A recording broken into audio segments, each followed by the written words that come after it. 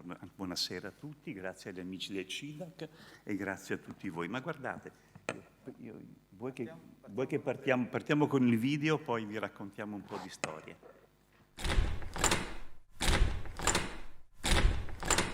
Chiavistelli e lucchetti restano il filo conduttore del Castello Carrarese anche fuori, nella visione da cartolina al Ponte della Specola, dove il Piovego si biforca nel Naviglio sotto lo sguardo della Torlonga.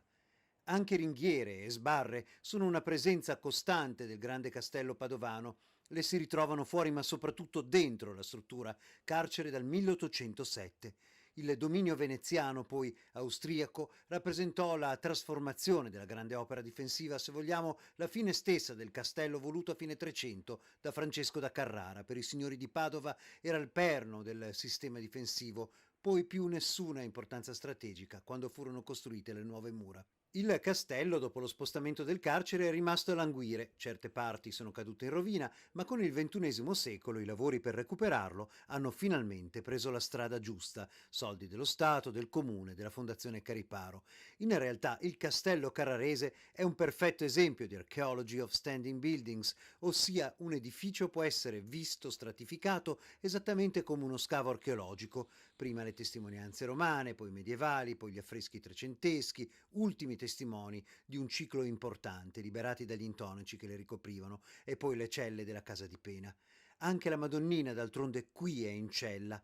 Le strutture carcerarie comprendevano anche un'officina per le biciclette, un'orrenda lavanderia che ora è stata abbattuta per rifar nascere il cortile che diventerà un prato con tanto di ristorante, ma soprattutto un polo museale. La chiesa ottocentesca, ad esempio, sembra il deposito dell'Arca dell'Alleanza hollywoodiano, ma si tratta della collezione Bortolussi, 3000 pezzi di design dagli anni 50 ad oggi. Qui diventerà invece un auditorium, mentre il cortile si presta ad ospitare spettacoli. Il fascino resta nelle superfetazioni degli edifici, la specola astronomica è sopra la torlonga medievale, le celle delle sale di rappresentanza, la piazza d'armi trasformata in cortile per l'ora d'aria, porte in acciaio e in legno che si confondono con grate medievali, mattoni quattrocenteschi, cemento novecentesco, tiranti del 2000 e così via. È un castello gigantesco, quasi non esistente per i più, dove la metafora dei lucchetti e dei chiavistelli chiusi non varrà più quando sarà restituito ai cittadini, ai visitatori, alla cultura.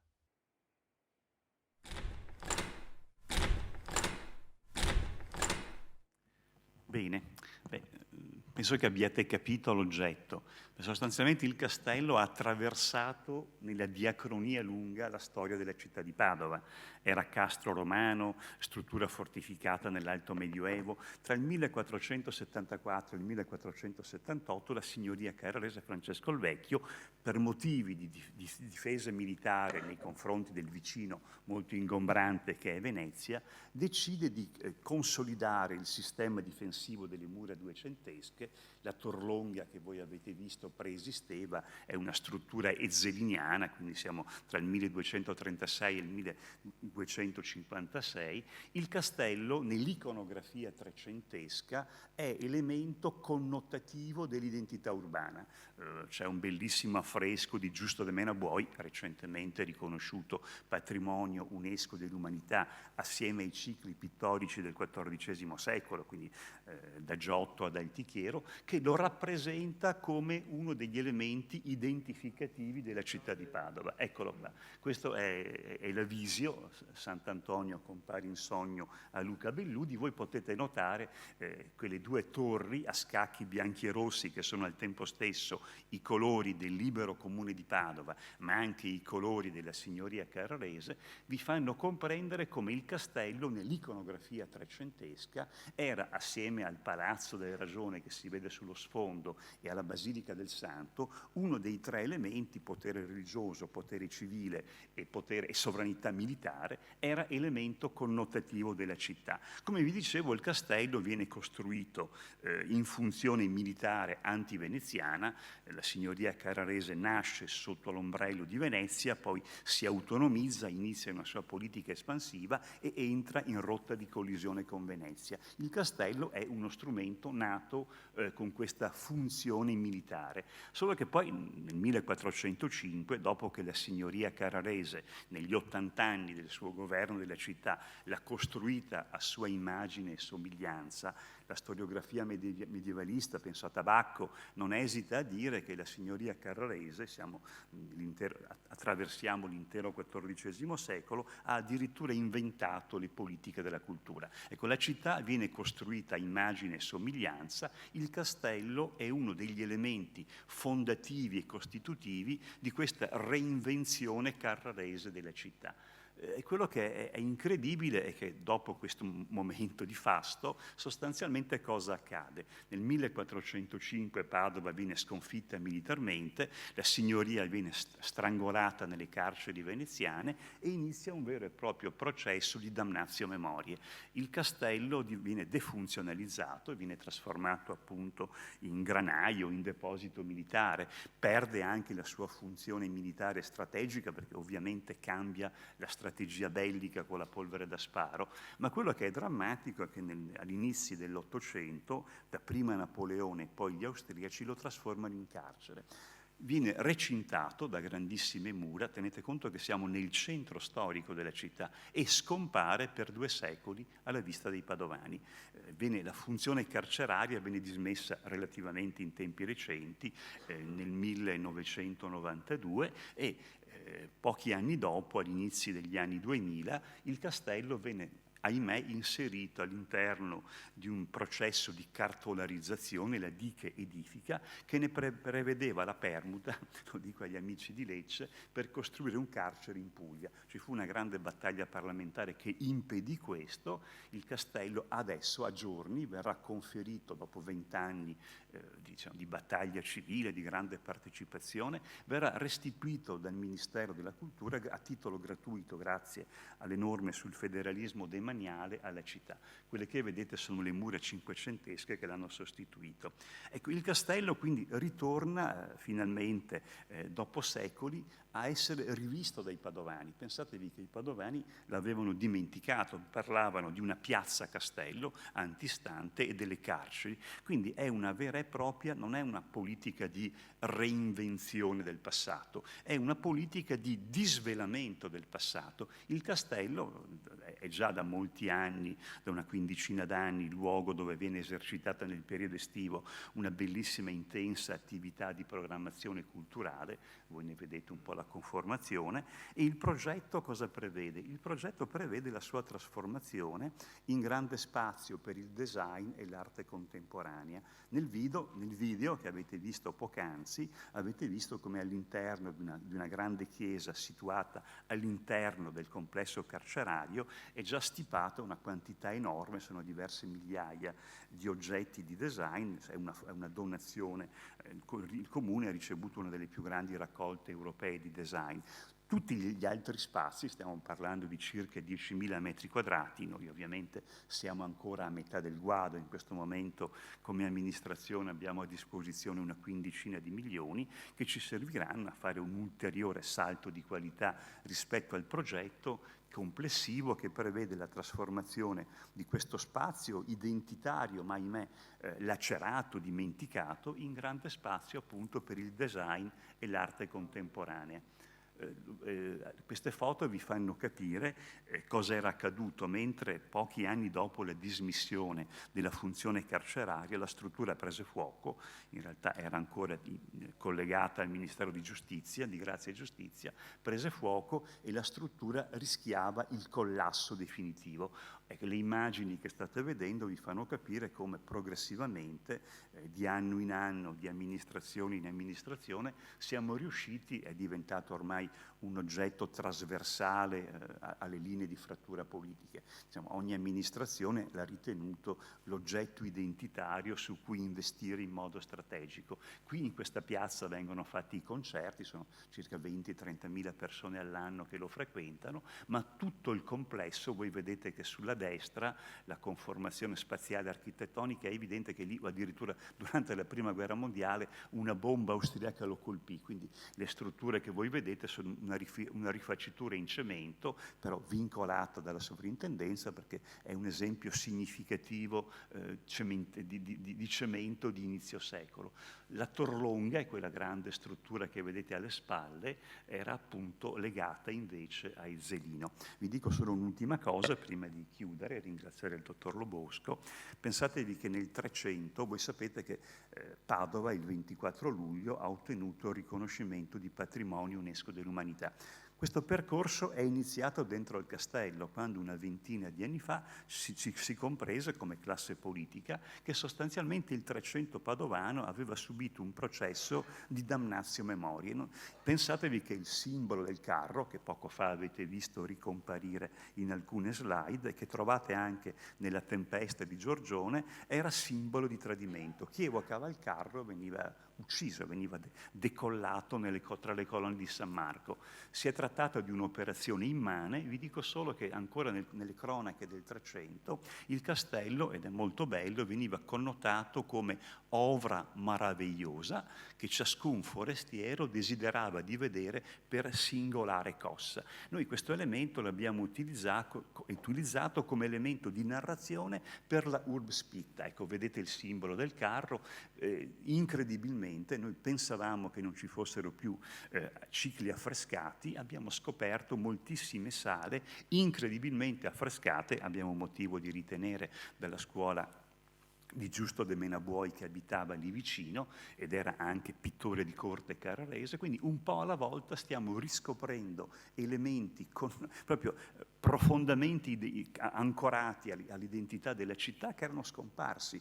Noi spesso il sabato e la domenica l'apriamo e abbiamo centinaia e centinaia di padovani che vengono per riscoprire un pezzo della loro storia che era scomparso alla loro vista, ma soprattutto era stato cancellato dalla memoria storica.